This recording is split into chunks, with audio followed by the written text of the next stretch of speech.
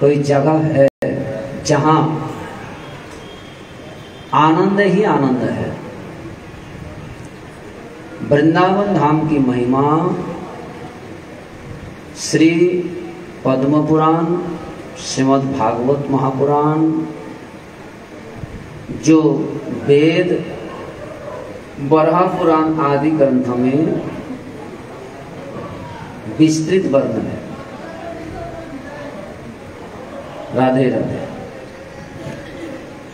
यहाँ थोड़ा दो प्रकार की समस्या है।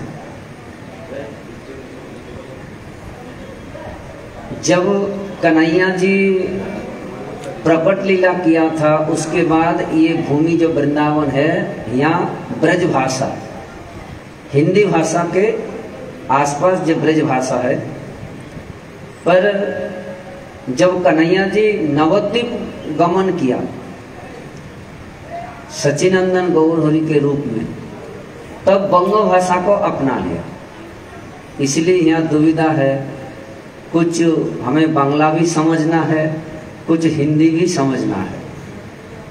इसीलिए आप लोग हमारे हिंदी को समझ लीजिएगा, और जो बंगवासी हैं, ब्रज में विराजते हैं और बाहर से आए भी हैं, वो हिंदी को भी समझ लीजिएगा। ये दोनों मिलाकर के श्री श्री मुरारी मोहन के चरण में हम लोग निवेदन करेंगे। श्री श्री मथुरा महात्मा। আসলে ব্যাপারটা হিন্দি ভাষা প্রায় সম্পূর্ণ ভারতবাসীরা বুঝেন, কিন্তু কিছু কিছু বয়োবৃদ্ধ জনেরা আছেন, ওরা একটু হিন্দি ভাষা কম বুঝেন। যদ্যপি স্পষ্ট হিন্দি হলে মোটামুটি বোঝা যাবে, কিন্তু আবার একটি কথা আছে, ব্রজে যারা বসবাস করেন, বিশেষ করে এই বৃন্দাবনের দোকানদার এবং বৃন্দাবনের যত आश्रम আছে, प्राय आश्रमवासीराও बांग्ला बुझें। जो भी हैं वृंदावनवासी, वो बांग्ला समझते हैं। भालो कह भी नहीं पाए, पर समझते जरूर है। श्री वृंदावन महिमा।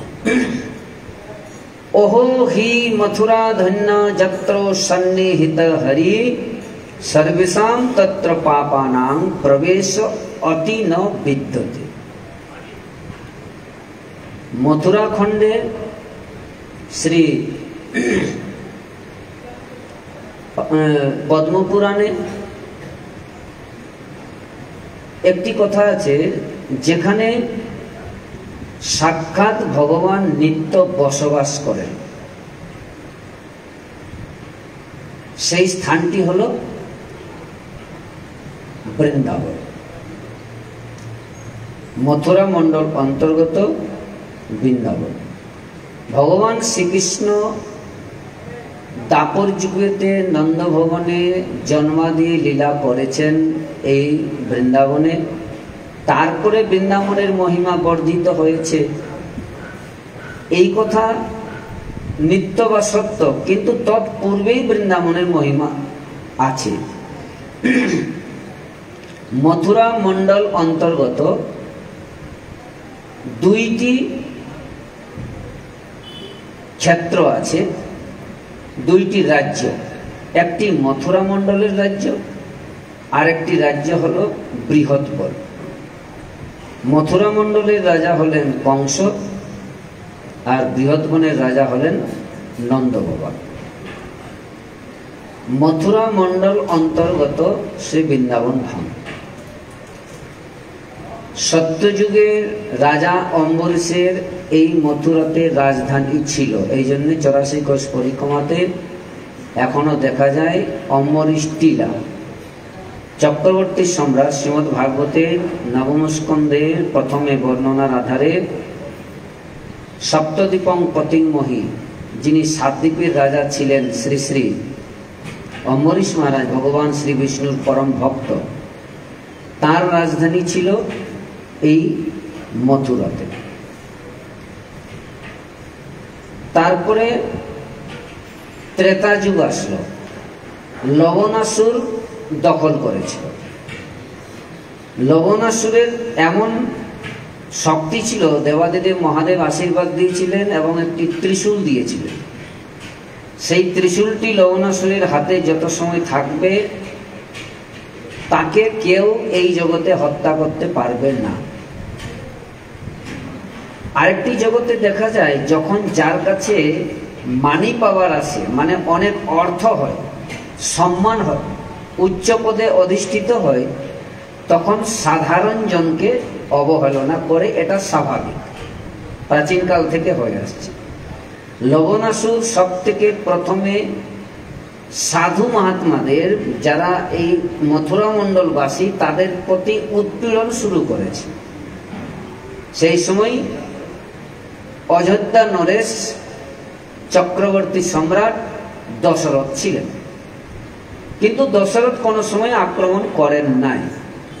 যখন দশরথের পরে রাজা হয়েছেন প্রভু রাম, তারপরে রাম শত্রুঘ্নকে নির্দেশ করেছেন মথুরাপুর আক্রমণ করতে। যখন লবণাসুর আবার বড় বিচিত্র, রামকে মানে না, কৃষ্ণকে মানে না, কিন্তু মহাদেবকে মানে। যখন সকালবেলা মহাদেবের পুজো করতে যান, তখন তো ত্রিশূলটা নিয়ে যান নাই, সেটি রাখা আছে, পুজো হচ্ছে। সকালবেলা মহাদেবের পূজনার্থে যখন গমন করেছেন, সেই সময় শত্রুঘ্ন আক্রমণ করেছে। লবণাসুরকে হত্যা করার পর হত্যা চ লবণম রক্ষ মধুপুত্রং মহাবলম শত্রুঘ্ন মথুরাম নাম পুরীম যত্র চকার। আগে এই পুরের নাম ছিল লবণাসুর, যে মধুপুত্রম দত্তা নাম, তারপরে মথুরাপুর হয়েছে। যদ্যপি মথুরাপুর নিত্য, মথুরা নাম অনেক সময় হয়। প্রাচীনকাল থেকে নাম পরিবর্তন রাজারা করে, যখন যার সত্তা আসে তখন সে নাম পরিবর্তন করে। মথুরাপুরী নাম। আদি বরাহ পুরাণে বর্ণনা আছে, যত্র কেশব দেব নিত্য সন্নিহিত, जहां केशव देव भगवान नित्य विराजते हैं वो है मथुरापुरी। तो এই কেশবদেব ভগবান আদিকাল থেকে আছেন। ভগবান শ্রীকৃষ্ণের জন্ম হয়েছে দাপরে, তাহলে সত্য যুগ গেল, ত্রেতা গেল, এবারে দাপর। শ্রীকৃষ্ণের প্রকট লীলার সময় এসেছে। ভগবান পূর্ণ ব্রহ্ম পরমাত্মা, এক অহম অদ্বিতীয়, নেহ নানাস্তি কিঞ্চন, তিনি আছেন আর তিনি প্রকট লীলা করেছেন, ঐশ্বর্যাত্মিকা আর মাধুর্যাত্মিকা। ভগবান এক হয়ে দুই জায়গায় প্রকট হয়েছেন। শ্রীমদ্ ভাগবতের দশম স্কন্ধে পরমপিতা ব্রহ্মা যখন স্তুতি করছেন, নবমিড্ঢতি অব্রবপুষি তড়িদম্বরায়, এই শ্লোকে শ্রীমদ্ ভাগবতের দশম স্কন্ধের পঞ্চম অধ্যায়ে শ্রী শুক উবাচ নন্দস্তু আত্মজ জাতাল্লাদ মহামনা আহু বিপ্রাণ বেদজ্ঞান স্নাত সুচির অলঙ্কিত। এই শ্লোকের টিকাতে সনাতন গোস্বামীপাদ ভগবান শ্রীকৃষ্ণ দুই জায়গাতে প্রকট হয়েছেন। তাহলে প্রকট, जन्म, आविर्भाव, अवतार, ये सब अलग अलग अर्थ प्रकाश करते हैं। प्रकट भगवान सहसा, भगवान नरहरि प्रकट हलेन स्तम्भेर थेके। आविर्भाव आगे थेके सुनियोजित थाकेन, आविर्भाव भगवान এই সময় হবেন। তাহলে প্রকট, आविर्भाव, अवतार, अप्रपंचात प्रपंचे अवतरति इति अवतार। যিনি ভগবান নিত্য অপ্রপঞ্চ জগতে বিদ্যমান থাকেন, তিনি আবার এই প্রপঞ্চ জগতে আসেন। তাহলে কেন আসেন? মাদৃশ্য জীবকে কৃপা করার জন্য। যদা যদা হি ধর্মস্য গ্লানির্ভবতি ভারত অভ্যুত্থানম অধর্মস্য তদাত্মানম সৃজাম্যহম। এই শ্লোকে আবার বিশ্বনাথ চক্রবর্তী পাদ সুন্দর অর্থ করেছেন, সাধুনাম রক্ষণায়, সাধুদের রক্ষা করার জন্য ভগবান অবতার নেন। কিন্তু সাধুদের রক্ষা করার জন্য যদি আবির্ভূত হন তাহলে তাকে অসুর দলন করতে হবে, মানে শত্রু দলন না করলে, পাপীকে দলন না করলে সাধুর সংস্থাপন হবেন না। এই জন্য পরিত্রাণায় সাধুনাম, আগে শ্লোকে এই কথাটি ভগবান অর্জুনকে বলেছেন, বিনাশায় চ দুষ্কৃত। এইবারে হয়েছে কি, যখন ব্রজের লীলা এসেছে তখন একসঙ্গে অনেকগুলি লীলা সন্নিহিত হয়েছে। ভগবান নরহরির অবতার, বরাহের অবতার, তাহলে বরাহের সঙ্গে নরহরির আর শ্রীকৃষ্ণ রামের সাদৃশ্য হলেও চরম পরম পার্থক্য আছে। বরাহদেবের পৃথিবী দেবীকে উদ্ধার করলেন, ওনার কাজ সমাপন। নরসিংহের প্রকট স্তম্ভের থেকে প্রহ্লাদকে রক্ষা করলেন, হিরণ্যকশিপুকে দলন করলেন, সমাপন। বরাহ নরসিংহ কোন গোপীদের বা কোন স্ত্রীর পিছনে ছোটেন না, এখানে ওই লীলাটি নয়। কিন্তু ভগবান শ্রীকৃষ্ণের কিন্তু এই সময় শান্ত, দাস্য, সখ্য, বাৎসল্য, মধুর পঞ্চবিধ ব্রজের লীলা আস্বাদন করার সময় এসেছে। পরিত্রাণায় সাধুনাম, তাহলে তাকে কি করতে হবে? ভগবান যদি কর্তুম অকর্তুম, অন্যথা কর্তুম, সর্বথা কর্তুম, সমর্থা সবকিছু করতে পারেন, তারপরেও ভগবান আজকে তিনি প্রকট হলেন না, দুই ভাবে আসলেন। কংস কারাগারে মা দেবকীর গর্ভের থেকে তিনি অবতার নিলেন, কিন্তু মা যশোদার গর্ভের থেকে তিনি জন্ম নিলেন। এই হলো বৃন্দাবন। তাহলে অন্যান্য স্থলে প্রকট আবির্ভাবাদী, আর বৃন্দাবনে তিনি স্বয়ং জন্ম নিয়েছেন। তাহলে জন্ম আর অবতার প্রকট আদির পার্থক্য কি? যখন কোন জননী গর্ভবতী হন, পৃথিবীতে এই ভাষাটি প্রায়শ পুরুষেরা বুঝতে পারবে, এটা সম্ভব নয়। তাদের মমতা, তাদের মায়া আলাদা, আর স্ত্রী জাতিদের, মাতৃজাতিদের সম্পূর্ণ আলাদা। যখন তারা গর্ভবতী হন, সেই সময় গর্ভের শিশুটিকে কিভাবে পুষ্ট করতে হবে, তাদের সর্বস্ব ওই সন্তানের প্রতি নৌচাবর থাকে। সব ভারী জিনিস উঠাবে না, ঠিক মতো সংযত আহার করবে, বাইরে কোথাও যাবে না, অতি সাবধানে হাঁটাচলা করেন গর্ভের শিশুটিকে পুষ্ট করার জন্য। ধীরে ধীরে সেই জননীর মায়া, মমতা, স্নেহ সমস্ত কিছু ওই শিশুতে সমর্পিত হতে থাকে।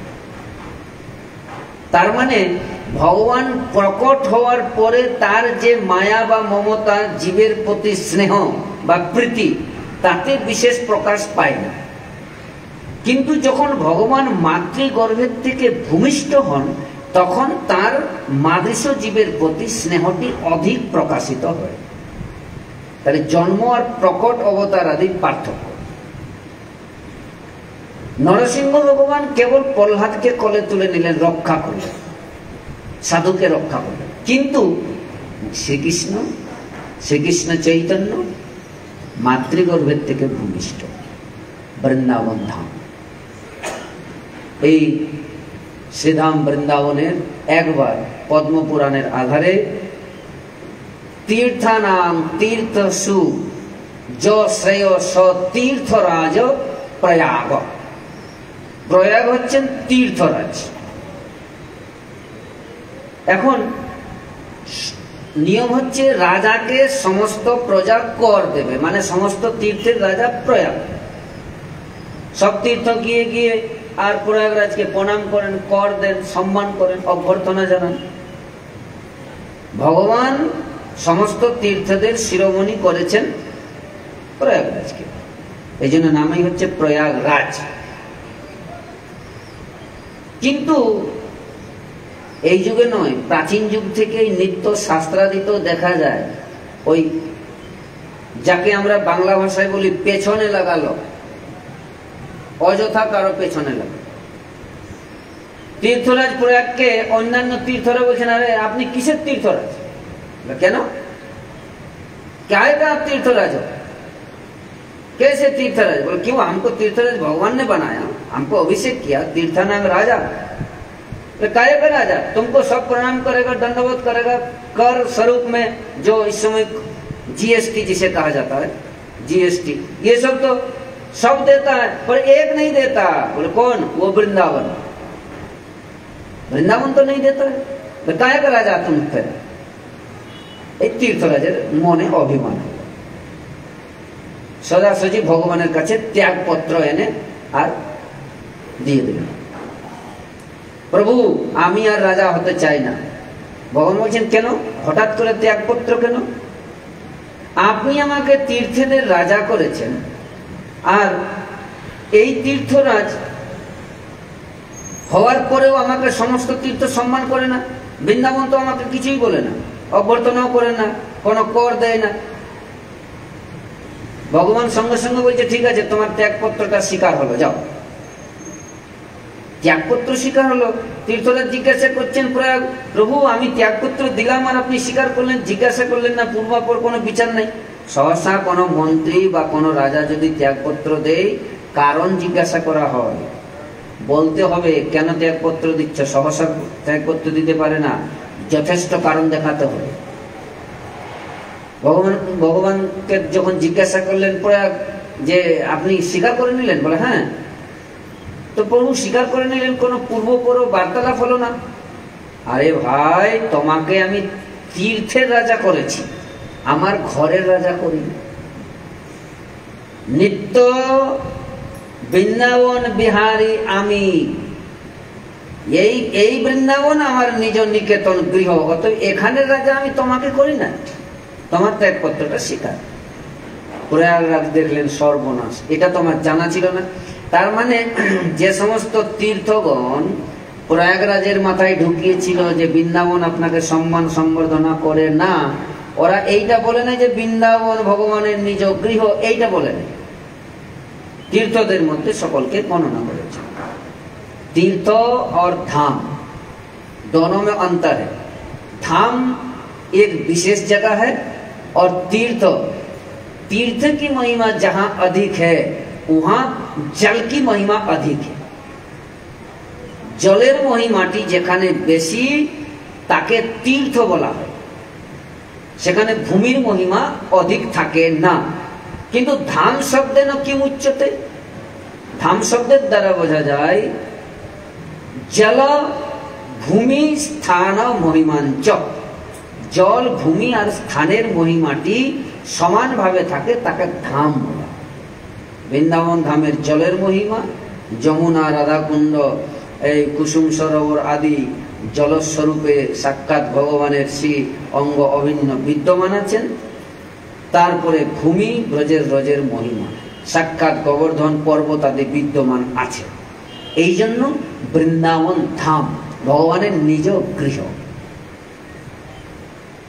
पुराणे एकटी कथा बर्णना आछे एकबार এই বৃন্দাবনে একজন কালো রঙের ব্যক্তি সুন্দর আভূষণের দ্বারা ভূষিত হয়ে বড় মুকুট ধারণ করত একটি কালো ঘোড়ার পিঠে করে सवारी করে আসছে अब सब ब्रजवासी देखने लगा भैया ये कौन है हमारे वृंदावन से कारे कारे व्यक्ति को हमारे एक तो कारे है ही है अपने घर के अब यहाँ नवीन कारे कैसे आ रहे हो तो सवारी हो के ये कारे को का काम यहाँ जहां कारे नहीं हो वहां कोई कारे के देखो जाए तो कारो हमारे घर में बैठो तो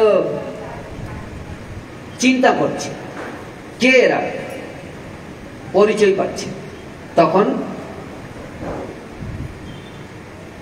এই কালো ব্যক্তিটা এসে ঘোড়ার থেকে নেমে প্রথমে प्रणाम করেছে अभी भी जो पहाड़ से ब्रज में आते हैं सबसे पहले ट्रेन से या बस से या फ्लाइट से जब उतरते हैं ना सबसे पहले या वृंदावन भूमि को नमन कर बड़े बड़े आनंद की बात है जब कलकत्ता आदि जगह से व्यक्ति भक्त लोग आते हैं ना या वृंदावन मथुरा में उतरते ही बैग पे उतरने का बाद में देखा जाएगा, गाड़ी छूट जाए जो छूट जाए।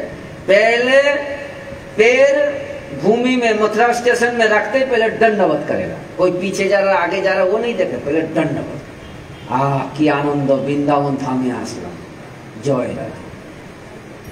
तो ये जो कार्यकारी व्यक्ति है বৃন্দাবন রোজে এসে আর প্রণাম করার পরে সাষ্টাঙ্গ হয়ে গড়াগড়ি দিয়েছে। যেই গড়াগড়ি দিয়েছে দেখতেই দেখতে ব্রজবাসীরা দেখছে, ভাই এটা কিরকম হলো, এই কালো ব্যক্তিটা গড়াগড়ি দিচ্ছে। ধীরে ধীরে ধীরে ওই কালো রংটি সাদা परम सुंदर रूपवान। एक बात और देखना, ब्रजवासी लोग जो है ना वो बड़े रसीले होते हैं, बड़े रसीले। किसी को नहीं पूछेगा, अगर प्रधानमंत्री भी होगा ना, मुख्यमंत्री भी होगा ना, वो उसका सामने भिड़ जाएगा, तू तुड़क से बात कर देगा। तब ब्रजवासी, अरे तू कौन है भैया, पहले तो देखो तू काले काले आयो और हमारे ब्रज के रज शरीर में लगायो और तू गोरो है वो, भैया तू कौन है, ऐसे चमत्कार कैसे भैया। তখন হাত জোড় করে ওই কালো ব্যক্তি যে সফেদ হয়েছে বলছে, ভাই আমি তীর্থরাজ প্রয়াগ। তো তীর্থরাজ প্রয়াগ কালোর থেকে সাদা, এর রহস্যটি কি শোনো। সমস্ত তীর্থেতে পাপীজন স্নান করে, এইবারে তীর্থি কুর্বন্তি তীর্থানি। যুধিষ্ঠির মহারাজ কাকা বিদুরকে জিজ্ঞাসা করছেন, কাকা আপনার মতো মনস্বী, আপনার মতো পবিত্র আত্মা আবার তীর্থ ভ্রমণ করেন কেন? একটু লজ্জা পেলেন বিদুর কাকা, তথাপি যুধিষ্ঠিরকে বোঝানোর জন্য বললেন, হে পুত্র তুমি রাজা, তোমার এগুলি বোঝা দরকার। কাকা একটু বোঝাও। দেখো তীর্থেতে সমস্ত পাপীগণ স্নান করার পরে পাপগুলি ধুয়ে ওই তীর্থেতে ছেড়ে পবিত্র হবে। এবারে তীর্থ কি করে পবিত্র হবে, ওই পাপটা যাবে কি করে? তীর্থকেও তো পবিত্র করতে হবে। এই জগতে একজনের সাথে আরেকজনের সম্বন্ধ আছে, সম্বন্ধ ভিন্ন কোনো ব্যক্তি নয়। তাহলে যে তীর্থেতে পাপগুলি ছেড়ে বা ধুয়ে চলে যাচ্ছে পাপীরা, তারা পবিত্র হচ্ছে, সেই তীর্থের মধ্যে তো পাপগুলি থাকছে। এখন ওই তীর্থকে কে পবিত্র করবে? তীর্থি কুর্বন্তি তীর্থানি।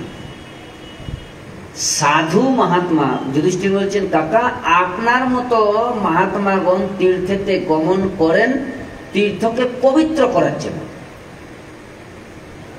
স্বাভাবিক আপনারা পরম পবিত্র, তাহলে সাধুরা তীর্থ পবিত্র করেন।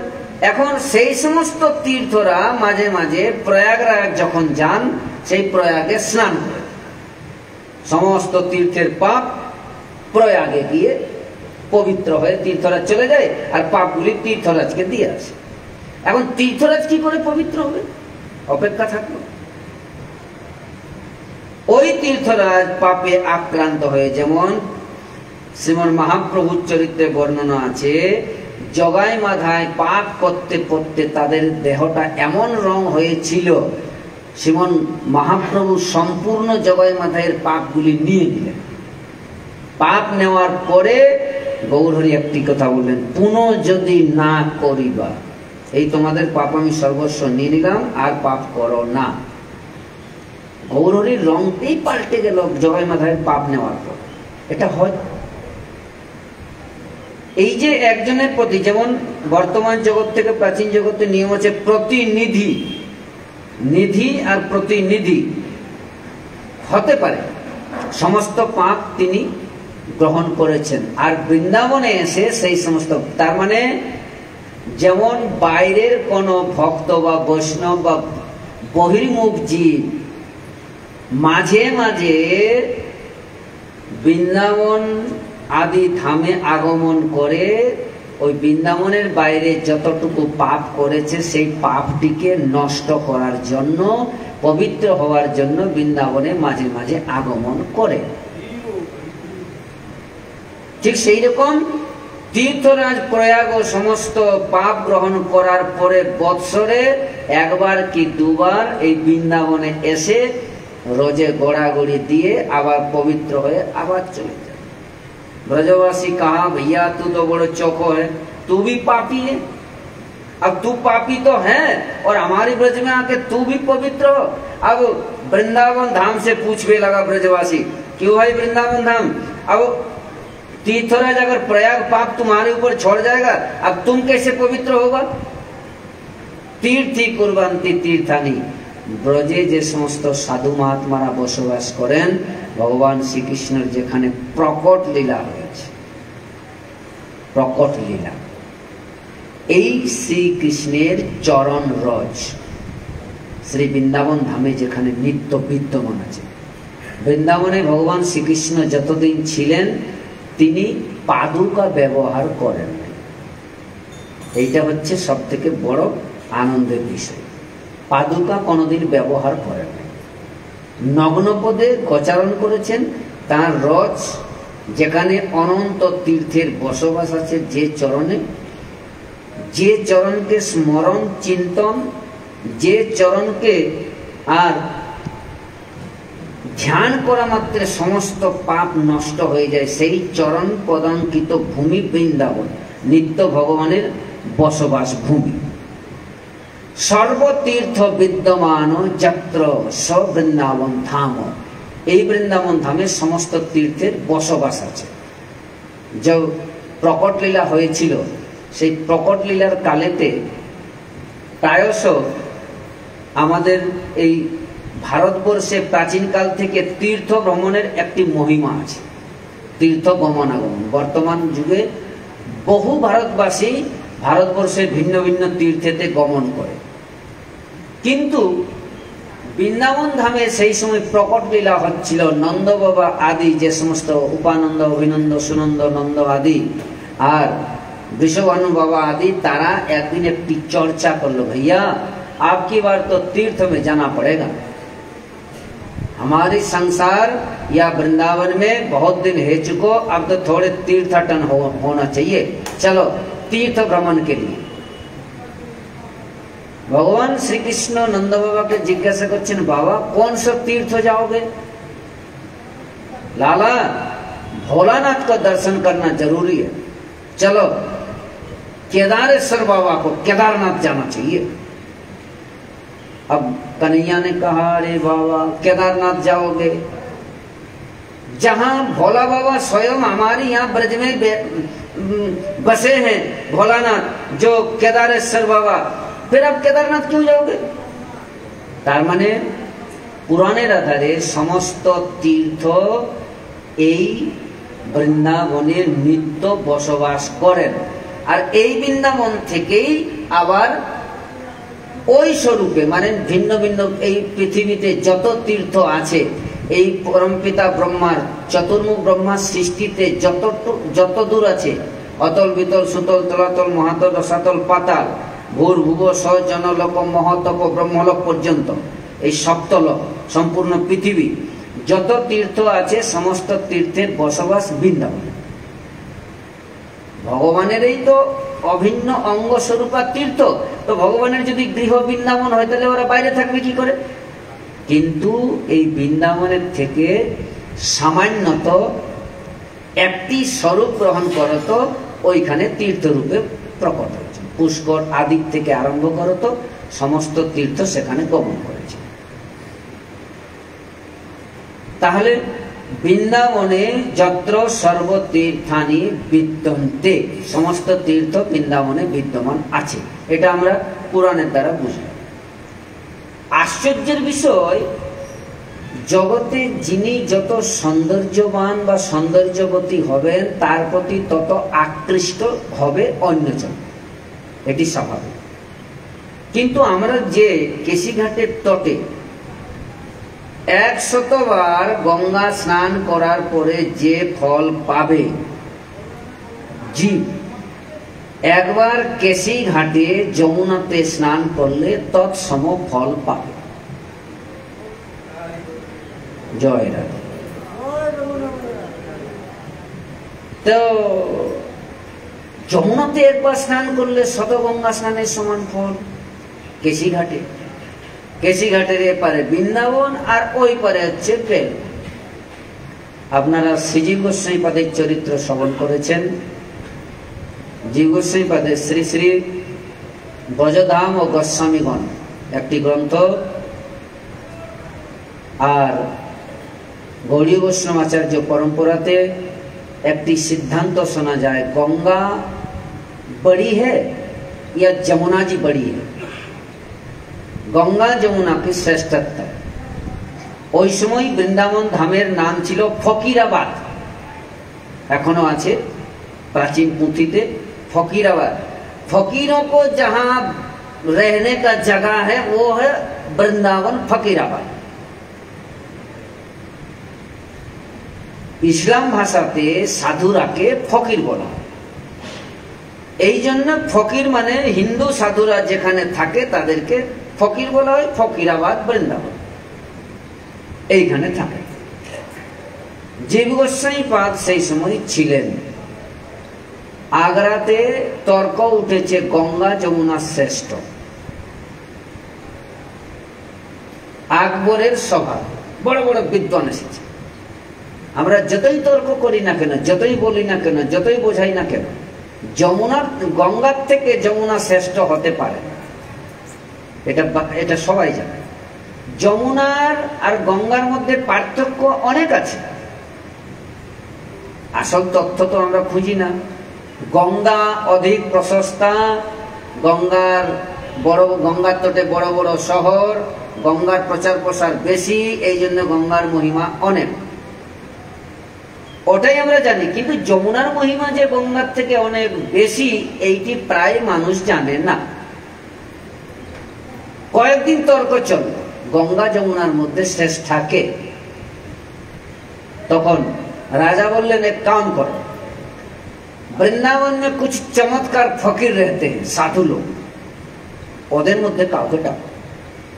শ্রীজীব গোস্বামী পাদ ছিলেন। জীব গোস্বামী পাদকে বলা হলো, বলেন ক্ষমা করবেন, মহারাজকে বলুন আমাকে ক্ষমা করতে। কেন? আমি ব্রজের বাইরে যাই না। এই দেখুন ব্রজনিষ্ঠা আচার্য, যারা এরকম বহু বর্তমানে এই বৃন্দাবনবাসী ব্রজের রজের প্রতি নিষ্ঠার বহু মহাত্মা আছেন। ব্রজে একবার পদার্পণ করেছেন, এসেছেন, দ্বিতীয়বার ব্রজের বাইরে যান নাই। কিন্তু প্রচারের জন্য বহু মহাত্মা গমন করেছেন, তাদের ব্যাপারটা আলাদা। বহু মহাত্মা ব্রজনিষ্ঠ। জীব গোস্বামী পাদ বলছেন আমি ব্রজের বাইরে যাব। কিন্তু আপনি যদি না যান তাহলে গঙ্গা যমুনার মধ্যে যে শ্রেষ্ঠ তর্ক উঠেছে সমাধান করবে কে? কয়েকদিন ধরে তর্ক চলছে, আপনাকে তো যেতে হবে। জীব গোস্বামী পাদ বড় বিচারক ছিলেন, আচার্য। তিনি চিন্তা করলেন বিকল্প কিছু করতে হবে, না হলে দেবী যমুনার অপমান হবে, প্রভুর প্রিয়ার অপমান হবে। তখন একটি বললেন, দেখো আমি কাল রাত্রি যাপন করব না ব্রজের বাইরে। রাজা তখন একটি অশ্ব, একটি ঘোড়া দিল।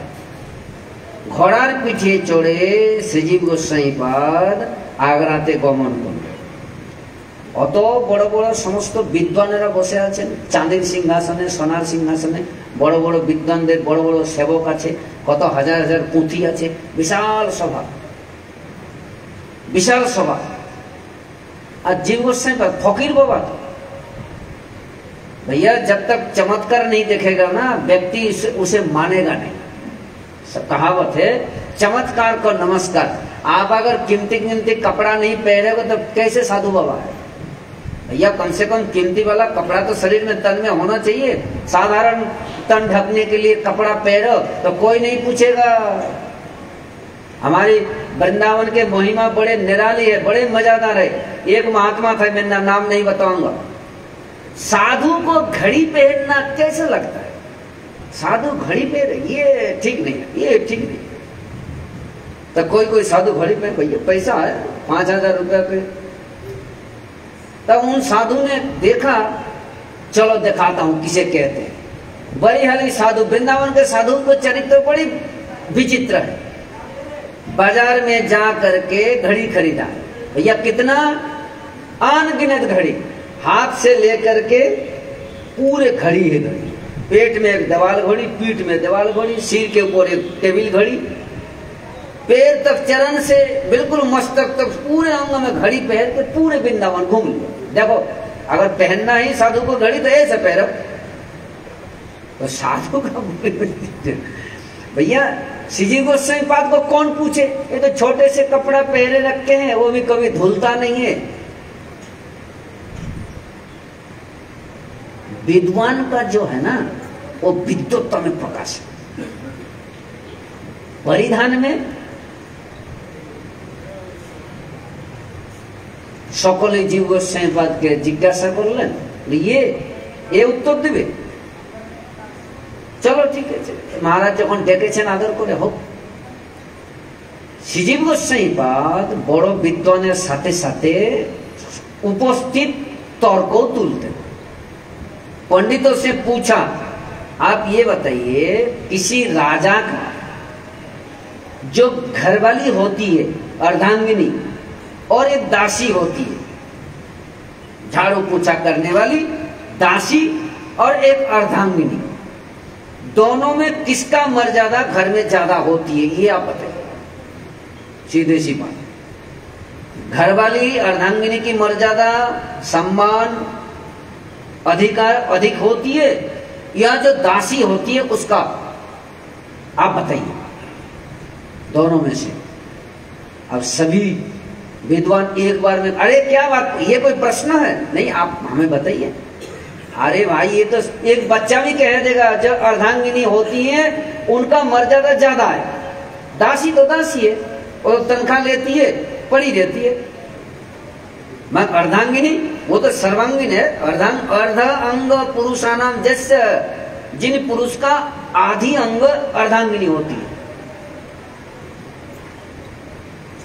मैं आप लोगों से क्षमा चाहूंगा, जीव गोस्वामी पाद ने कहा भगवान श्री कृष्ण की दो स्त्रियां, उनमें से एक अर्धांगिनी जो जमुना जी है, पाटरानी है, और भगवान श्री कृष्ण की जो चरण से निकली वो गंगा, वो दासी है।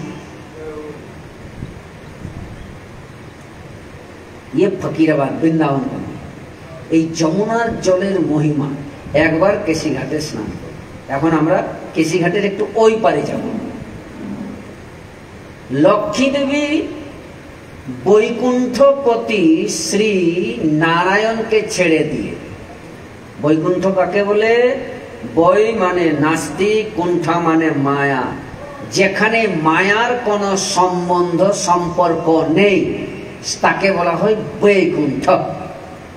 সেই বৈকুণ্ঠের এই জগতে যত স্ত্রী জাতি আছে তার মধ্যে কোন কোন দেশবাসী, বর্তমানে প্রায় 200 মতো দেশ আছে, এই 200 দেশের মধ্যে কোন কোন দেশের স্ত্রী অধিক সুন্দরী হয়, আবার তাদের মধ্যে দেবকন্যারা আরো সুন্দরী হয়, স্বর্গলোকবাসী।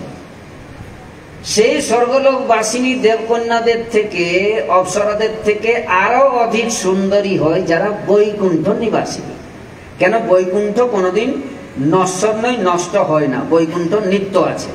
কিন্তু স্বর্গলোক মাঝে মাঝে এই অসুর দৈত্যরা হানা দিলে নষ্ট হয়ে যায়, পালায় দেবতারা, এই জন্য। আচ্ছা যাই হোক, বৈকুণ্ঠের যে সমস্ত স্ত্রীগণ আছেন তারা পরমা সুন্দরী, আর সেইখানে ওই সমস্ত স্ত্রীদের মধ্যে একজন স্ত্রী আছেন যার নাম হলো লক্ষ্মী দেবী, महालक्ष्मी। महालक्ष्मी की जो सौंदर्य है ना, ये सौंदर्य और किसी में नहीं है।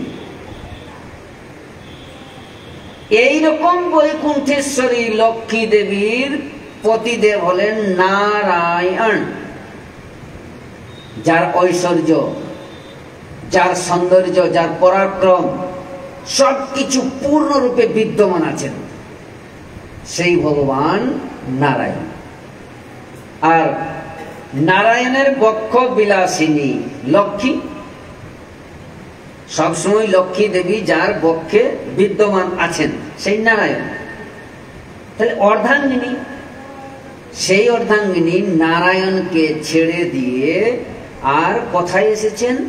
যমুনা पल्ली पार।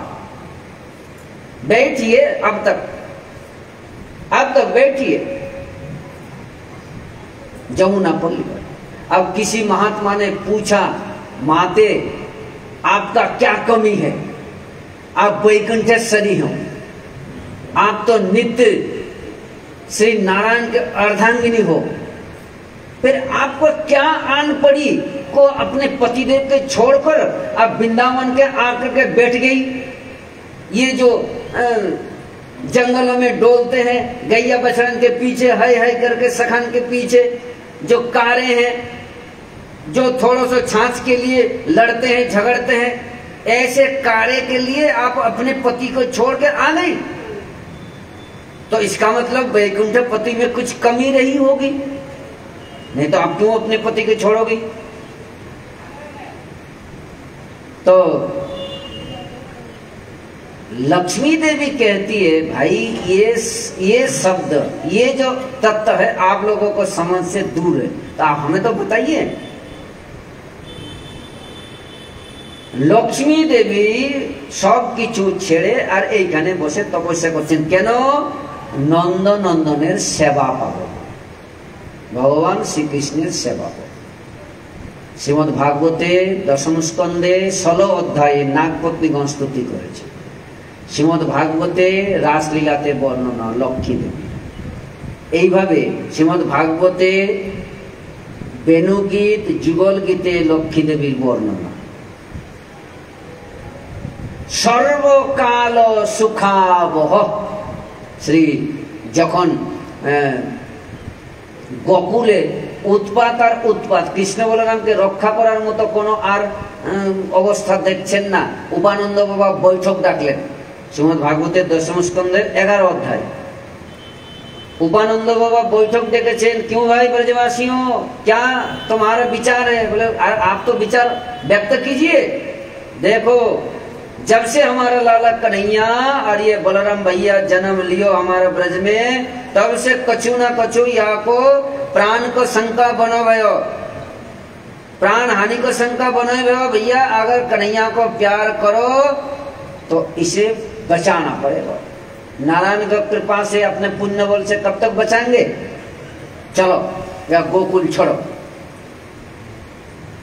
कोई बात नहीं, एक बात में सब ब्रजवासी हाँ भर दिया, जय उपानंद बाबा, हम या गोकुल छोड़ के चलें। मगर जाए कहाँ? ये तो पहले देखो। एक पैर उठाने के बाद दूसरे पैर रखोगे तब तो दूसरा पैर उठाओगे। एक पैर आपने जमाया नहीं, दूसरा पैर उठा लिया, गिर जाओगे। तो इसलिए ऐसा कोई जगह तो बताओ। वृंदावनम गोवर्धन जमुना पुलिनानि च, एक जगह है जो वृंदावन गोवर्धन जमुना जी जहां विद्यमान है। इसी जगह सुखदेव जी कहते हैं, महाराज परीक्षित आप चिंता ना कीजिए, आपका मन में आ रहा होगा कि गोकुल में तो सम्रांत तो थे नंद बाबा, अब यह जगह छोड़ के दूसरी नवीन जगह में जाएगा तो फिर कैसे होगा? सुखदेव जी कहते हैं सर्व काल सुखावो, ये जो वृंदावन धाम है ना, सभी को सुख देने वाले, सभी को। तो लक्ष्मी देवी को वैकुंठ में सुख नहीं मिला होगा, इसलिए वृंदावन में सुख के लिए आ गई, बैठी है। अगर आप लोग सही से विचार करके देखेंगे श्रीमद् भागवत के टीकाओं में विचार करके, तो देखना लक्ष्मी देवी कब से बैठी है। तर्क थोड़ा लगा लीजिए, कब से बैठी है जमुना पल्ली पर बेलवन में? भगवान श्री कृष्ण जी का प्रकट लीला हुआ होने के बाद, जब भगवान का माधुर्य लीला वृंदावन में प्रकाश हुआ, उसके बाद लक्ष्मी देवी इन कृष्ण के माधुर्य में आकृष्ट होकर के अपने पति देव के छोड़कर कृष्ण में आसक्त हो गई। आप लोग यही कहोगे, मगर ये बात नहीं है। राधे राधे। असल ব্যাপারটা কি? নিত্য বৈকুণ্ঠেশ্বরী দেবী লক্ষ্মী এখানে বসেই আছে, কৃষ্ণকে পাবে। ভাগবতের বর্ণনার আধারে আমরা লক্ষ্মী দেবীর কথা শুনছি, তিনি তপস্যা করছেন। তাহলে ভাগবত কবে হয়েছে? আমরা জানি শ্রীমদ্ ভাগবতের প্রথম স্কন্ধের বর্ণনার আধারে দাপরে সমনুপ প্রাপ্তির দ্বিতীয় যুগের পর্যায়ে, একটা যুগ শেষ হচ্ছে আর একটা যুগ আসছে। এইরকম সময়ে পরাশর ঋষির ঔরসে বেদব্যাসের জন্ম, বেদব্যাসী ভাগবত রচনা করেছেন। কলি এখনো আরম্ভ হয় নাই আর দাপর যুগ শেষ হয়ে গেছে, এই সন্ধি সময়টাতে ভাগবতের প্রকট। কিন্তু না, ভাগবত শাস্ত্র 18,000 শ্লোক সমন্বিত, নিত্য তো ভগবত জগতে বিদ্যমান আছে। আবার এই ভাগবত বৈকুণ্ঠে চর্চা হয়, লক্ষ্মী দেবী বলেন, ভগবান শ্রবণ করেন, কোন সময় বৈকুণ্ঠপতি ভগবান বর্ণনা করেন, লক্ষ্মী দেবী শ্রবণ করেন, এই বর্ণনা আছে। আবার এই ভাগবত সত্যযুগের রাজা অম্বরীশকে গৌতম ঋষি বলছেন, মহারাজ ভাগবত নিত্যং শৃণু, প্রতিদিন ভাগবত শ্রবণ করবেন। সত্যযুগের রাজা ভাগবত কথা রামচন্দ্রকে বনবাস কালে ঋষিগণ শ্রবণ করিয়েছেন। তাহলে ভাগবত নিত্য আছে, তার মানে 18,000 শ্লোক সমন্বিত ভাগবত নিত্য আছে। তাহলে লক্ষ্মী দেবীর কথাটাও আছে। তাহলে লক্ষ্মী দেবীর কথা যখন আছে, লক্ষ্মী দেবী নিত্য ওখানে তপস্যায় বসেই আছেন, এসেছেন এটা নয়। पूछा बताओ भैया हमें तो सेवा चाहिए प्रभु की। ठीक है, आप अगर वास्तव में भगवान श्री कृष्ण से प्यार करती हो, आप अपने पति को छोड़कर कन्हैया से प्रीति करती हो, तो एक तरीका आप ले लीजिए। बताओ, आपको इन्हीं ब्रज में बसने वाली जो गोपियां हैं, इन गोपियां की अनुगत होना पड़ेगा। गोपिन की अनुगता। अब लक्ष्मी देवी झर्राटन उठी, ऐसा नहीं हो सकता, मैं वैकुंठेश्वरी हूं, इन गांव की गमार ग्वालिन अनपढ़, ऐसे ग्वालिन की मैं अनुगता, मेरे ऐश्वर्य, मेरे सौंदर्य, मेरे मान सम्मान सब छोड़ के इन गांव में डोलने वाली, गोबर लेप रही है, रोटी बना रही है, छाछ दही मंथन कर रही, ऐसी गोपिन की मैं अनुगता हो जाऊं, यह संभव नहीं है। तो महात्मा ने कहा, तो कन्हैया को सेवा भी आपको नहीं मिली, चलो बैठिए। अभी भी बैठी लक्ष्मी देवी नित्य এই যমুনার পল্লী পারে শ্রীকৃষ্ণের সেবা পাবো বলে অদ্যাবধি অপেক্ষা করছে। যখন যখন বৃন্দাবনের মহিমা আসে, সেই সময় শ্রীমদ্ ভাগবতে আপনারা কোনো সময় যদি সম্ভব হয় তাহলে গীতা প্রেসের কল্যাণ নামক পঞ্জিকাতে একটি কথা আছে বৃন্দাবনের মহিমা। বৃন্দাবনের মহিমাটি কেমন? যখন ভগবান শ্রী বরাহদেব পৃথিবী দেবীকে উদ্ধার করে নিয়ে আসছেন, পৃথিবী দেবীকে যখন উদ্ধার করে আনছেন, সেই সময় পথে আদিদত্ত হিরণ্যাক্ষ গদা নিয়ে দাঁড়িয়ে আছে, আমার সঙ্গে যুদ্ধ করো। ঠিক আছে, যুদ্ধ করব। কিন্তু সেই সময় ভগবান পৃথিবী দেবীকে কোথায় রাখলেন? ভগবান বরাহদেব পৃথিবী দেবীকে এই বৃন্দাবন ধামের সঙ্গে সংযোগ করে দিলেন একটা আধার। তার মানে এই বৃন্দাবন ধাম হচ্ছে সম্পূর্ণ পৃথিবী জগতের আধার। আধার ছাড়া কোনো আধেয় বস্তু থাকতে পারে না, একটা আধারের প্রয়োজন। আমরা যেমন পৃথিবীতে হাঁটাচলা করি, পৃথিবী হচ্ছে আমাদের আধার, ঠিক সেই রকমই এই পৃথিবীর আধার হচ্ছে শ্রী বৃন্দাবন ধাম নিত্য। এটি বরাহদেব ভগবান সুন্দরভাবে স্পষ্টভাবে দেখিয়ে দিয়েছেন ওই আধার। এই বৃন্দাবনের রজের মহিমা, যারা একবার এই বৃন্দাবনের রজ অঙ্গে লাগায়, তার কোটি জনম আপদা, এক দু জন্ম না, কোটি কোটি জন্মের আপদ যদি থাকে তাহলে সঙ্গে সঙ্গে সমস্ত পাপের থেকে মুক্তি পেয়ে আর নিত্য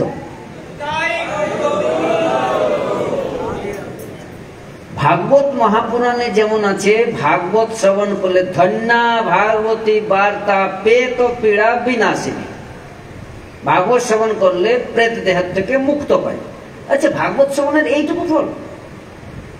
কেমন কথা না, আরো কিছু আছে। ধন্যা ভাগবতী বার্তা পেত পীড়া বিনাশিনী সপ্তাহ কি তথা ধন্যা কৃষ্ণ লোক ফল।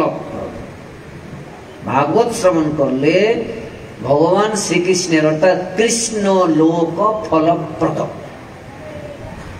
ঠিক সেই রকম বৃন্দাবনের ব্রজের রজ অঙ্গে স্পর্শ হলে সমস্ত পাপ নষ্ট হয়ে যাবে, এইটুকু বৃন্দাবনের রজের ফল বলে না? এইটুকু তো নয়, এর থেকে আর অনেক বড় ফল আছে। কি? এই বৃন্দাবনে শ্রী রাধারানী রাসেশ্বরী বৃন্দাবনেশ্বরী বিশ্বভানু নন্দিনীর চরণ রজ আর এর সাথে শ্রী গোবিন্দের চরণ রজ, যাদের নিত্য নিকুঞ্জ বিহার হয়, সেই বৃন্দাবনের রজ।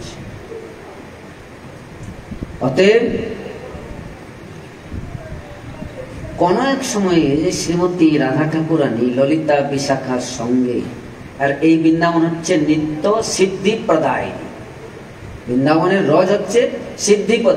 যে যেটি চাইবে সে সেটি পাবে, অবশ্যই পাবে, 100% সত্য পাবে, কিন্তু শ্রদ্ধাটি যথাযথ রাখতে। শ্রী বিশ্বনাথ চক্রবর্তী পাদ মাধুর্য কদম্বিনী গ্রন্থে শ্রদ্ধা শব্দকে ধরেছেন। শ্রদ্ধা ছাড়া কোন কার্যে সিদ্ধি নেই। শ্রী রূপশ্রী পাদ আদৌ শ্রদ্ধা তত সাধুসঙ্গ ভজন ক্রীড়া অনর্থ নিবৃত্তি সাত তত নিষ্ঠা রুচি উচ্চতে। ভজনের যে ক্রম, সর্বপ্রথম হচ্ছে শ্রদ্ধা। এই বৃন্দাবনের প্রতি শ্রদ্ধা যার যত অধিক আছে তার তত তাড়াতাড়ি বৃন্দাবনের কৃপা তার প্রতি বর্ষিত হয়েছে। श्रीमती विश्वभानु नंदिनी बालिका ललिता विशाखा आदि सब रोजे रोजे खेला धूला करते। बचपन को जो आनंद है ना, वो आनंद कभी और जिंदगी में नहीं मिलना। राधा रानी ब्रजेर रोज दिए खेला करছে, পথ দিয়ে যাচ্ছেন দুর্বাসা।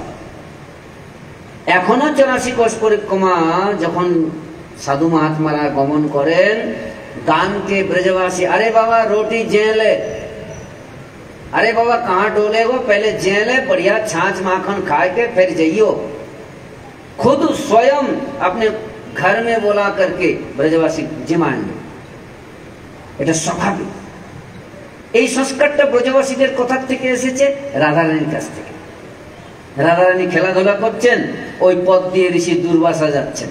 राधारानी कहती है ओरे बाबा आजा कछु खाए पी ले। अब दुर्वासा जी ऐसे मौका कौन छोड़े भैया, जो साक्षात प्रिया जी जो विश्वभानु नंदिनी कह रही है कुछ जेले बाबा, ऐसे मौका कौन छोड़े। दुर्वासा जी कहते जी लाली ला बेटा क्या है लाओ। बाबा अब तो कछु ना पेड़ा ही खा ले, लाओ पेड़ा। रज की महिमा। अब राधा रानी जो का वृंदावन के रज की पेड़ा बनाते गई, वृंदावन के मिट्टी का पेड़ा ऐसा बढ़िया ललिता विशाखा ला ला करके दे रही है, और राधा रानी अपने हाथों से पेड़ा बना रही है। ला रही ललिता पत्तल दे बाबा को, पत्तल ब्रज के वृक्ष के बड़े से पत्तल तोड़ के लाए, दे ले पानी दे जमुना जी का, पानी दे और बाबा ने पत्तल धो के और जैसे राधा रानी ने परस पेड़ा।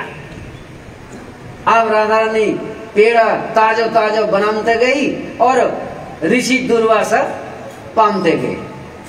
ऐसा पाते पाते डकारने लगा, क्या स्वादिष्ट, क्या स्वादिष्ट पेड़ा। अरे भैया किनके हाथ से पेड़ा बन रही है तो देखो, कहां से पेड़ा बन रही है तो देखो, ब्रज की रज की पेड़ा।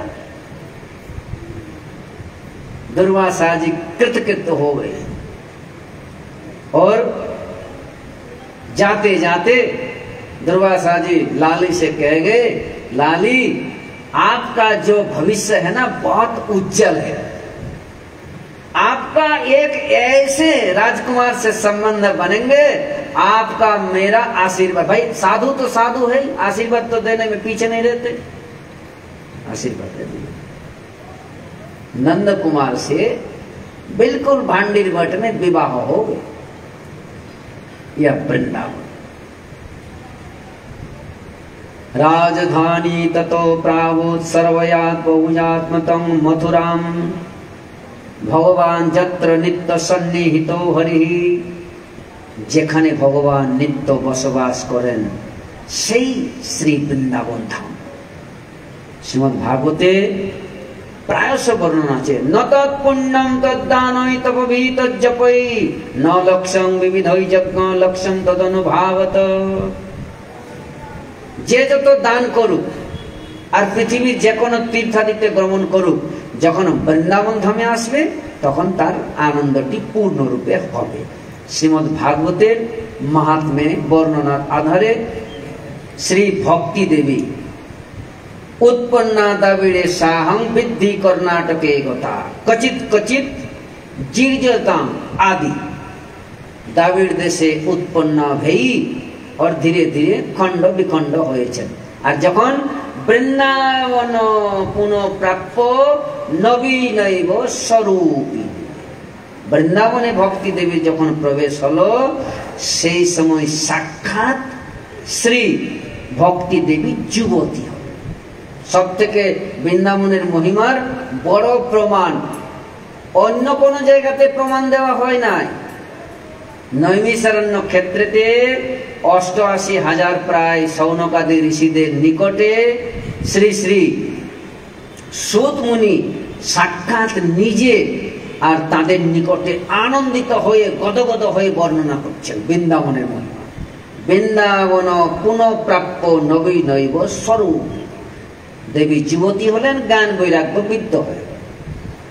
এখানে অন্য কারো আর মর্যাদা নাই, অন্য কারো মর্যাদা। ইহা মুক্তি ভর রহে পানি, যেখানে মুক্তি নিজে স্বয়ং। অনেক সময় দেখা যায় রাজা যদি কিছু কাজ করে না, যে সকলকে কৃপা করে, রাধে রাধে, আমরা পুরানা মুরারি মোহনে আসি, তখন এইটা হয়। प्राय लगभग 28 साल पहले का बात, लगभग हम तो छोटे थे उस समय। तो मुरारी मोहन शुरू से वैष्णवों को आना जाना, हमारे राधा कुंड वासियों का आना जाना मुरारी मोहन केसी घाट ठर आना जाना था। कभी ऐसा भी मौका आया, साधु का शरीर में कोई बीमारी फैल गया, बीमारी पड़ गया, तो हमारे राधा कुंड में तो उस समय चिकित्सा का व्यवस्था था नहीं। धन्य है रामकृष्ण मिशन। तो मैंने कई साधु को लेकर के आया, मुरारी मोहन में रहो और यहाँ खाओ पियो और हॉस्पिटल में भर्ती कराओ। तो यहाँ की बात है, एक बार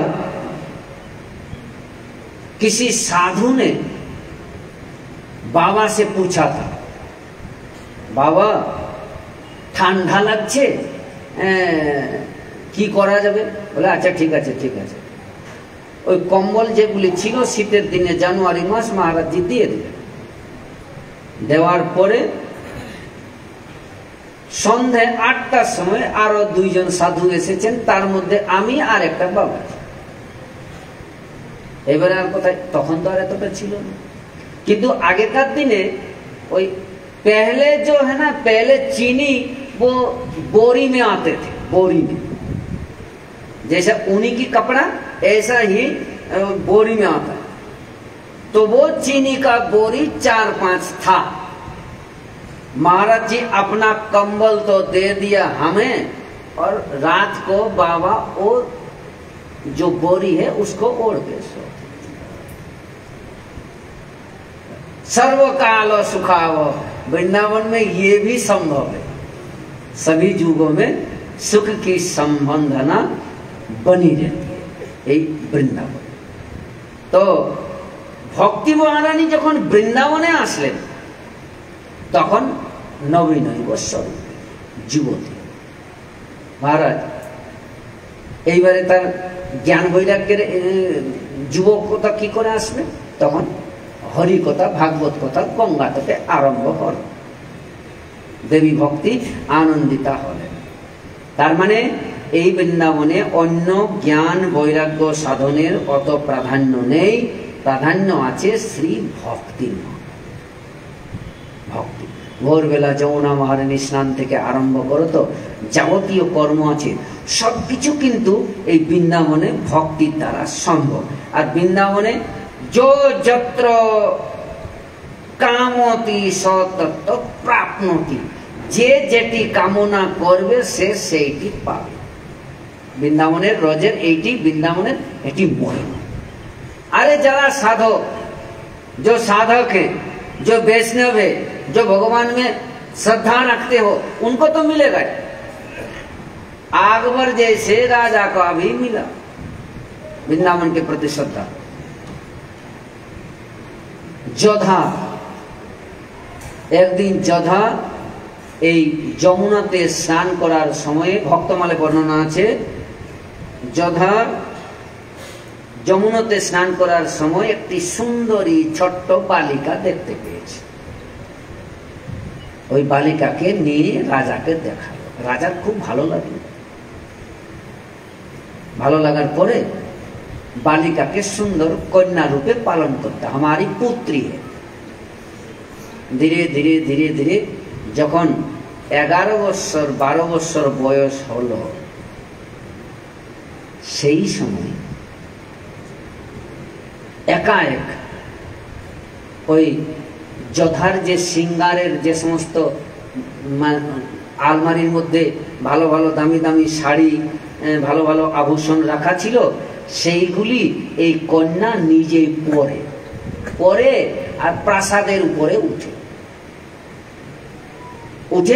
অনেক সময় দাঁড়িয়ে থাকে। 2-4 দিন খেয়াল করে নাই যোধা।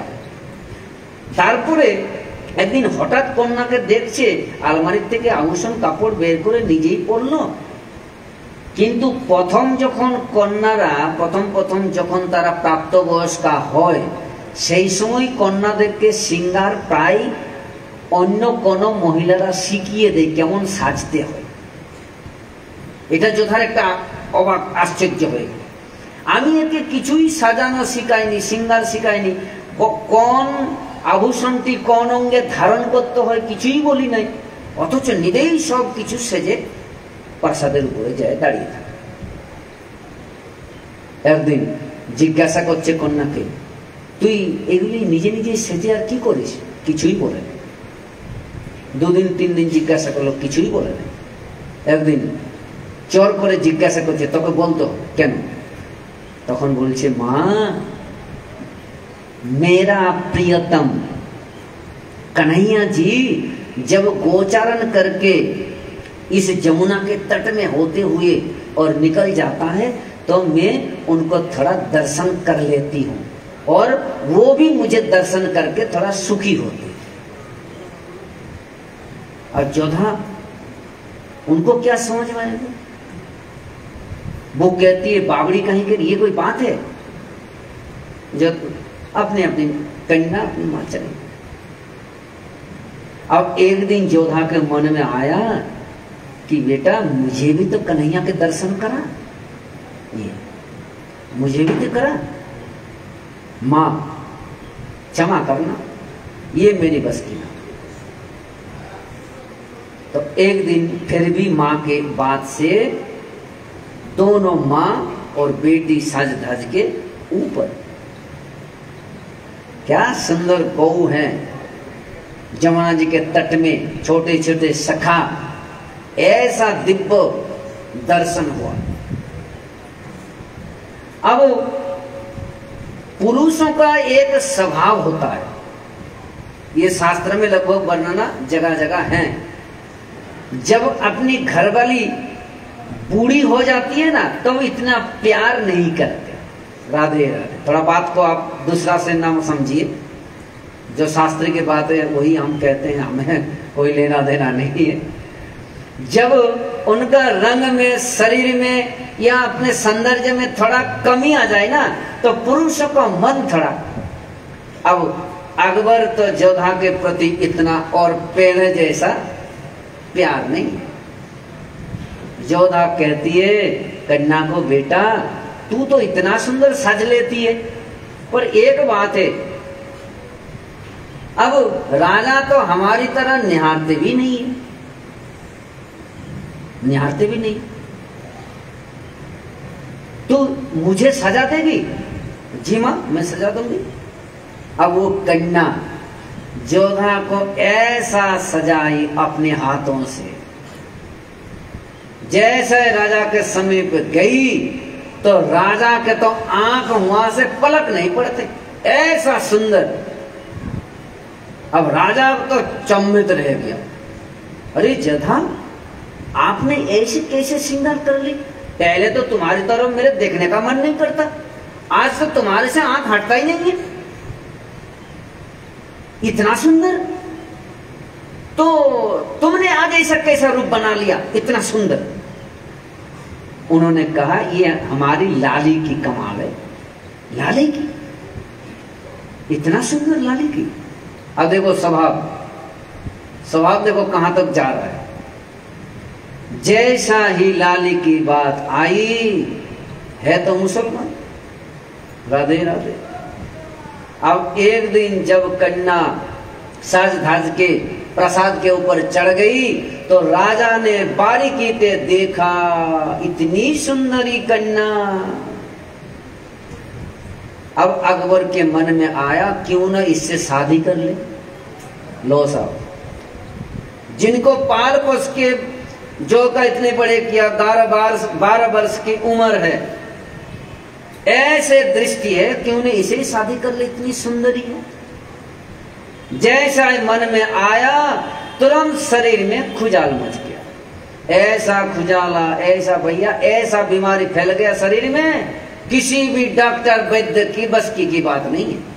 हम ये दृष्टांत आया वृंदावन भूमि, जहां जो व्यक्ति जैसा भी मन में भावना लावे उसके लिए वृंदावन भूमि ऐसा दंडित करता, ऐसा स्वभाव को परिवर्तन करा देते हैं।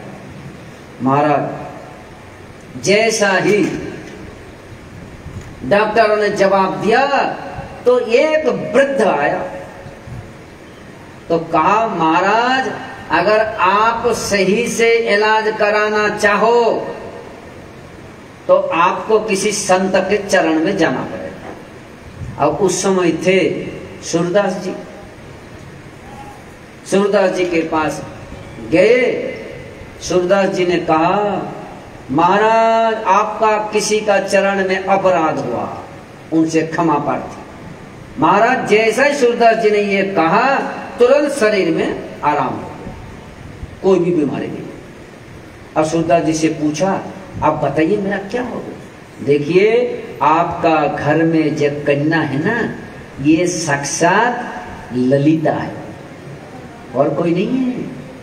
वो तो राधा रानी कृपा करके इन्हें तुम्हारे घर में भेजा है। लाली वो तो लीला करती रहती है, वृंदावन में सदा प्रकट लीला चलते रहते हैं। कब वृंदावन के प्रकट और वृंदावन के अप्रकट, ये लीला चलते रहते हैं।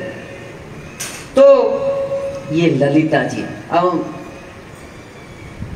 राजा ने पूछा, ये ललिता है, आप क्या प्रमाण दोगे? राजा का प्रमाण चाहिए, भाव को नहीं मानेगा। देखो एक दिन कन्हैया ने अपने बंसी ललिता जी के जंघा पर रखा था, वो चिन्ह है। अब जोधा कन्या से देखा, वास्तव में ये चिन्ह है। और देखो इनके आंख में एक विचित्र, आप देख लेना, आंख किसी का देखोगे तो बीच में काले काले दिखाई देंगे और काले का भीतर में एक काले होंगे, देखना ये विशेष लक्षण है। उन काले काले इन्हें आंख के बीच में काले का भीतर में एक काले है, जब बंसी बजाने वाले उनका स्वरूप वहां बिल्कुल बैठा है, वो स्वरूप आंख से हटता नहीं। अकबर जी क्षमा प्रार्थी हुआ उस दिन से, और कोई खबर नहीं। ये वृंदावन के महिमा।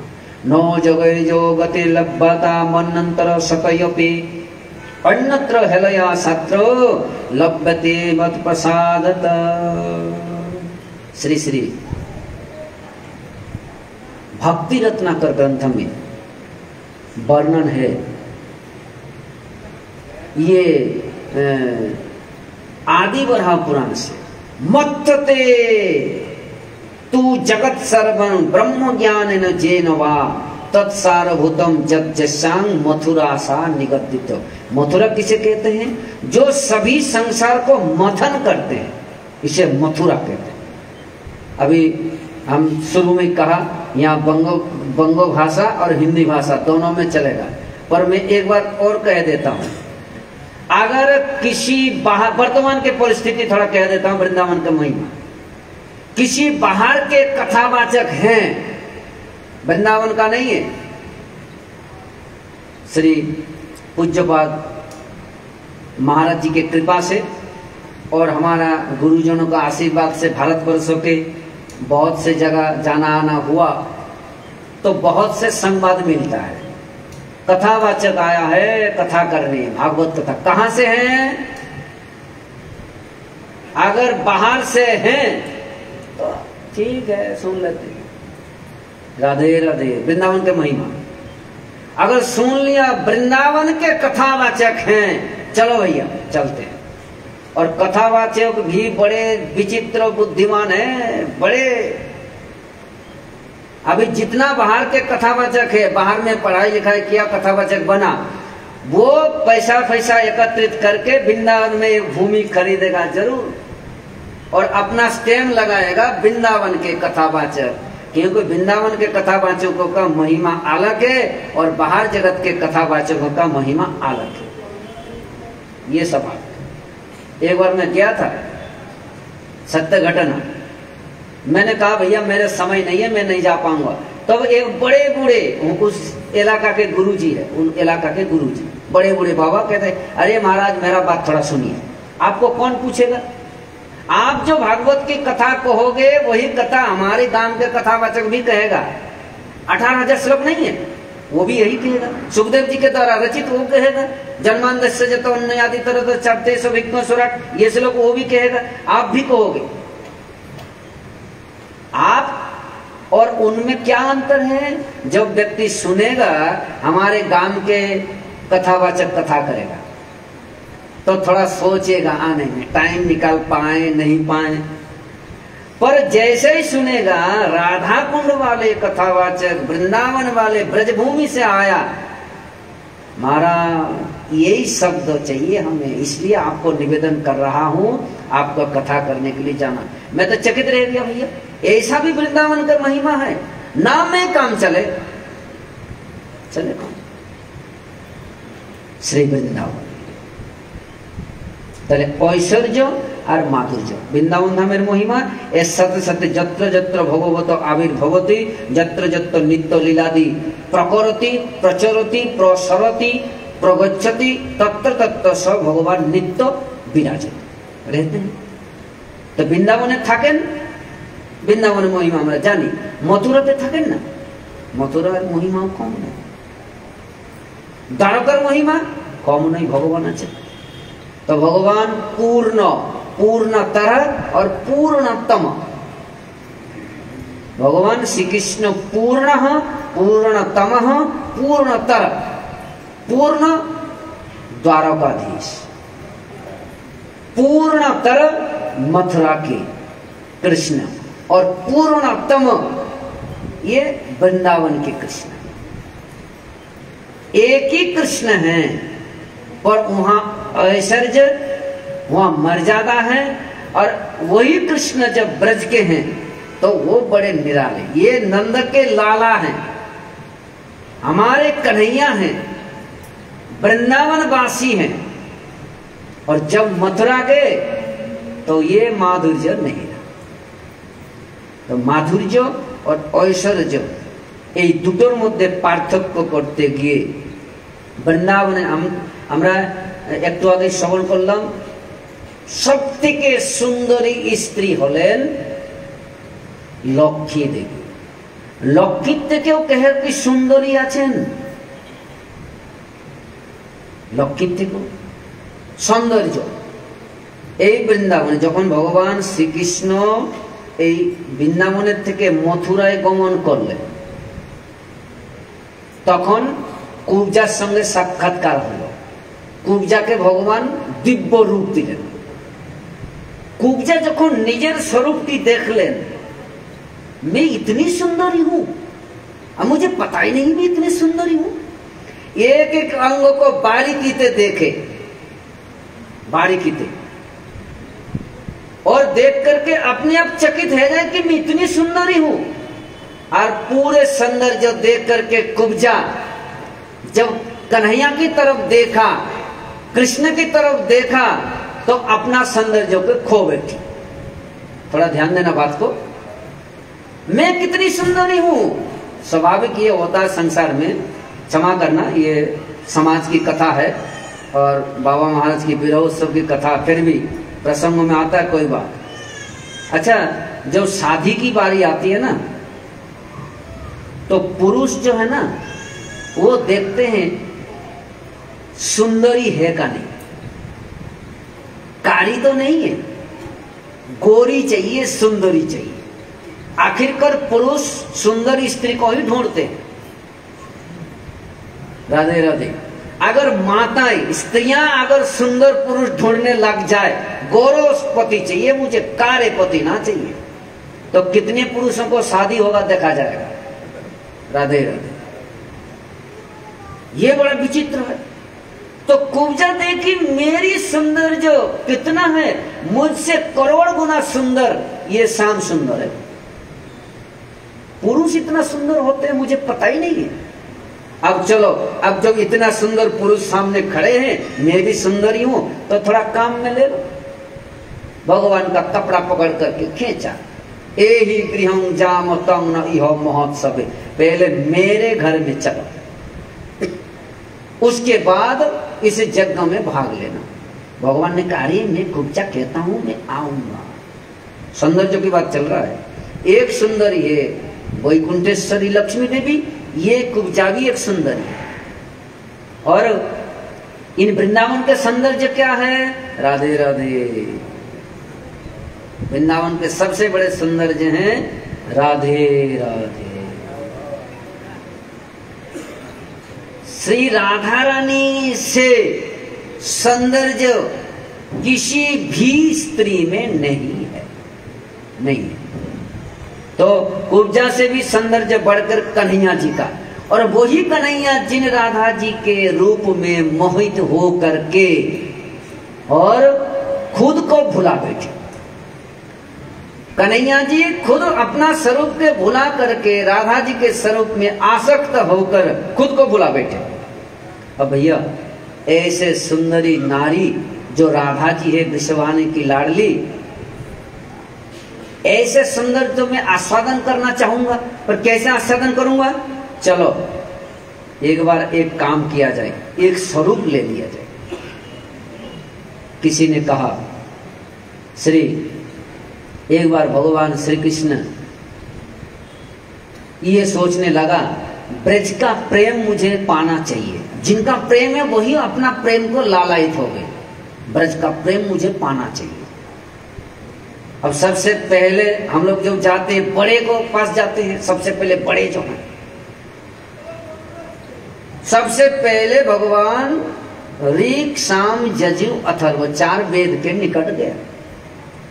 आप हमें ये बताइए, ब्रज का प्रेम मुझे कैसा मिलेगा? तो वेदों ने हाथ जोड़ करके कहा, भगवान आपका प्रश्न का उत्तर हमारे पास नहीं है, कहां से मिलेगा? पर हम लोग एक उपाय बता सकते हैं। बताइए। आप पुराणों के पास जाइए।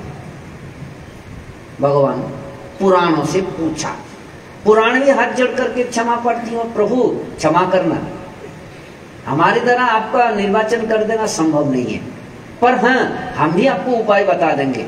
आप श्रीमद् भागवत के पास चलिए, वो कुछ आपको बता देंगे। जैसे भागवत जी का पास भगवान आया, भागवत जी ने हाथ जोड़ करके प्रभु से कहने लगा, हे नाथ, अगर आप ब्रज का प्रेम चाहो तो आपको एक काम करना पड़ेगा। बोले क्या?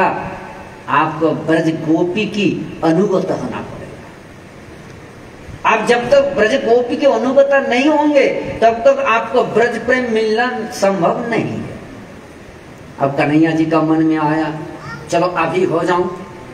प्रभु ये समय नहीं है, अभी तो आप प्रकट लीला कर रहे हैं, ये संभव नहीं है। पर कब? आपको एक बार एक शरीर और लेना पड़ेगा, जो श्री कृष्ण चैतन्य स्वरूप।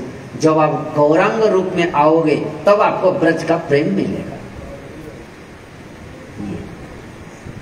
यही ब्रज का प्रेम। उद्धव जी इतने बड़े ज्ञानी आकर के, और भैया उद्धव जी का ज्ञान की क्या सीमा, जो साक्षात बृहस्पति के शिष्य हैं। उद्धव बुद्धि सत्तम, भगवान श्री कृष्ण के मंत्रियों में जो सबसे प्रवर है, ऐसे उद्धव आकर के और यह ब्रज में राधे राधे उवास कतिचित मासाम आयो। तो था उद्धव, कुछ भगवान का जो संगवाद था दे करके जल्दी जल्दी भागो, पर भागे कहाँ? 10 महीना तक लगभग यह ब्रज में रह लिया। भैया है कुछ ब्रज में। इसलिए जब भगवान सुबह सुबह गाभियों को, बछड़े को ले करके और वन वन में भटकते हैं, चलते हैं, उस समय श्री ब्रज के जो रज हैं उड़ते। तो किसी संत ने पूछा ब्रज रज से, अरे रज इतना उड़ क्यों रहे भाई? रज ने कहा, साधु बाबा आप प्रतीक्षा करो, मैं क्यों उड़ता हूं आपको पता लग जाएगा। क्योंकि गौओं को पेड़ से ठोकर लग करके वो जो ब्रज के रज उड़ उड़ के हरे हरे पत्ता में, ब्रज के जो लता पताओं में चिपक जाता।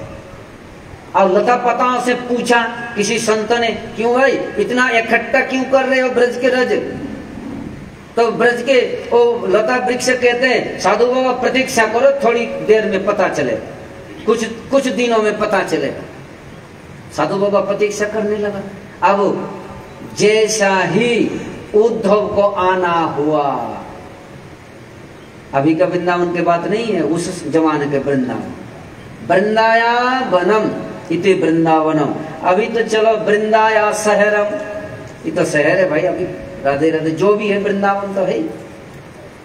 पर एक एक वृक्ष के जो रज है, उन रज को, उन वृक्षों को स्पर्श करते हुए, ब्रज का रज का अंग में धारण करते हुए उद्धव जी आया ब्रज में, कृतकृत्य हो गया।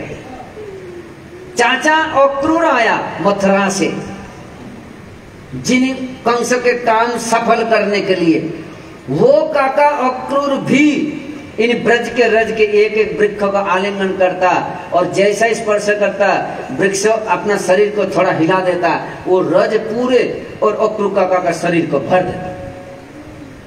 इसीलिए ब्रज का रज सभी वृक्षों ने धारण करके रखा। ऐसे भाव आचार्यों ने दिया। जो भी आया वृंदावन वो कृतकृत हो। भले वृंदावन धाम की जय।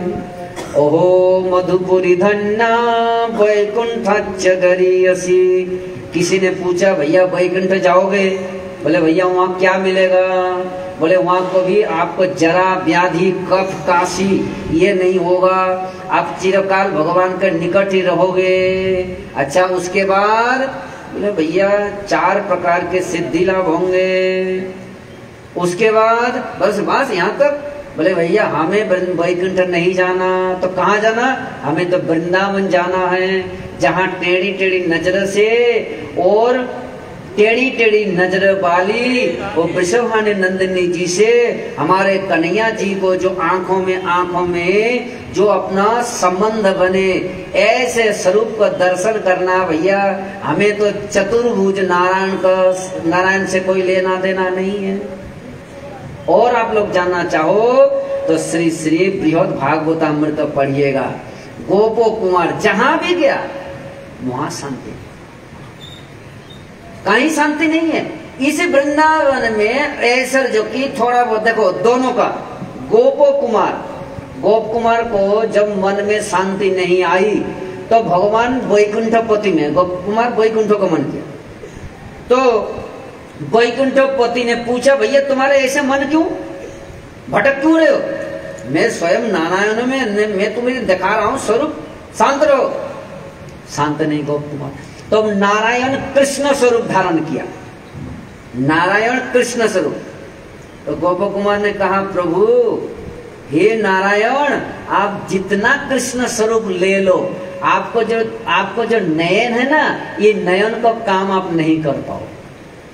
टेढ़ी नयन को काम वो टेढ़ो ही कर पावेगो, आपका द्वारा नहीं हो पाएगा। नारायण करे, भैया तुम्हारे टेढ़ो तुम जाने, हमें तो ना, हमने तो तुम्हें समझावे का कोशिश किया। एक स्वरूप ये है। और आप जब गिरिराज जी के परिक्रमा लगाओ तब एक पेठा भगवान है, ये भी बड़े विचित्र ठाकुर है। एक दिन कन्हैया ने सोचा, चलो ललिता विशाओं को थोड़ा ऐसा ठग लिया जाए। एक वृक्ष का मूल में शंख चक्र गदा पद्मधारी कन्हैया खड़े हो गए। जिन भगवान का महिमा का सीमा नहीं है, जिनका बुद्धि विवेक का कोई सीमा नहीं है, ऐसे भगवान का बुद्धि या वृंदावन में चलता नहीं है। बुद्धि धरे के धरी रह जाए, ऐसे कन्हैया। अब भगवान ने तो शंख चक्र गदा पद्मधारी हो गया। अब जैसे हो गया, ललिता विशाखा राधा सब पुष्प चयन कर रही है। अब पुष्प लेते लेते अचानक ललिता ने देख लिया, नमो नारायण, ओहो हमारे वृंदावन के क्या महिमा है, ओहो देखो साक्षात भगवान नारायण आया है हमारे ब्रज में, प्रभु नारायण की जय हो। अब तुरंत ललिता भागते भागते और राधा जी से कहने लगी, ओरी राधा कहाँ गए रे ललिता, ऐसे भागे भागे क्यों आ रही है? अरे आज तो हमारे वृंदावन के बड़े निराला महिमा है। कैसे? स्वयं भगवान नारायण आया है, शंख चक्र गदा पद्मधारी चतुर्भुज नारायण पेड़ के सहारे खड़े। और राधा जी ने सोचा, हमारे वृंदावन में नारायण को क्या कम, या वृंदावन में तो नारायण को कोई कम नहीं। चलो तो देखे सही। ये देखो, जैसा राधा जी को वह नारायण रूप स्वरूप वाले ने जैसा राधा जी को देखा, तुरंत घबरा गया। अब भागू कहाँ, अब भाग तो नहीं पाऊंगा। तुरंत दोनों हाथ को पेट में घुसा लिया, चारों अस्त्र चला गया, शंख चक्र गदा पद्म तो गायब हो गया। तुरंत कमर से मुरली निकाला और बजाने लग गया। और ललिता भी चकित रह गई, अरे हमारे आंखन को काहेगो, थोड़ी देर पहले मैंने नारायण देखा, अब तो कन्हैया खाड़ो है। अब ललिता ने राधा से पूछा, राधा जी का भाई? ललिता ने राधा जी ने कही है, अरे ललिता ये हमारे जो कन्हैया है या कोई काम है, हमारे सामने या को कछु चतुरता नहीं चलेगो। आज श्री बाबा महाराज का विवाह उत्सव का हमारी सेवा में, हमारी भाग में वो भाग्य है। बाबा से मेरा लगभग 27-28 साल पहले से संपर्क है। जब भी मैं आया जाया करता मुरारी मोहन, बहुत से बाबा का शिष्यों को पता है कि परीक्षित महाराज हमारा ही गुरु भाई है। वास्तव में मैं बाबा का ही अपना अनुगत हूँ, पर मैंने बाबा का संग में बहुत जगह रहा। कई जगह कथा करने गया, बाबा मुझे ले गए। पहले मैं मूल पाठ करता था, बाबा बहुत जगह मुझे मूल पाठ करने, लगभग मैं 8-9 साल तो मूल पाठ किया कंटिन्यू वहाँ छोटे वर्णा में, सूरज कुंड में, हर साल परीक्षित सिद्धवंशवास्य। ठीक है, चलो कोई चिंता नहीं। कई जगह ब्रज के गांव में, फिर बाहर भी गया, फिर उसके बाद पाठ करने लगा थोड़ा थोड़ा, फिर पाठ में भी बाबा ले गया। मैंने बाबा का समय जितना रहा इतना गंभीरता आया। जानी कौन से लोग से बाबा का बुद्धि रहता है, इतना गंभीर बुद्धि, इतना सुंदर। और सबसे बाबा का एक विचार है, वो है वैष्णवों की सेवा, साधु की सेवा। तो एक बार भागवत की कथा में मुरारी मोहन में सप्ताह कर रहा था, और बाबा एक कुटिया में बैठे बैठे कुछ गंभीर बातें कर रहे थे। मैं उन सब बातों का संतों के समाज में कभी मौका मिले तो बताऊंगा, पर मैं बाबा से बहुत